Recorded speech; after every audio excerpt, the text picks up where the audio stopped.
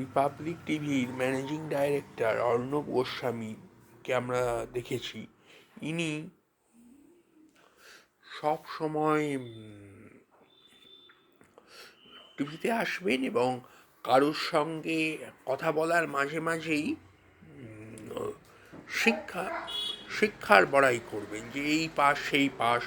আমাদের কাছেও কি একটা ভুল খবর যায় বসে তো ফোন করবো, সেই একই গলা, সেই একই সুর। আরে দাদা, আপনি যে বড়াই করবেন, আপনি পড়েছেনটা কি? আপনি পড়েছেন বিএ সোশিওলজি নিয়ে, তারপর অক্সফোর্ডে গেছেন। অক্সফোর্ডে কী নিয়ে পড়েছেন? সোশিওলজি নিয়ে পড়েছেন। তাহলে ডাক্তার, উকিল, চার্টার্ড অ্যাকাউন্টেন্ট, ইঞ্জিনিয়ার, আরও বড় বড় কত পোস্ট আছে বলুন তো? আরও কত ভালো রকমের পড়া আছে বলুন তো? একটু সোশিওলজি পড়েই কি বলা যায় যে আমি এই বিশাল শিক্ষিত হয়ে গেলাম?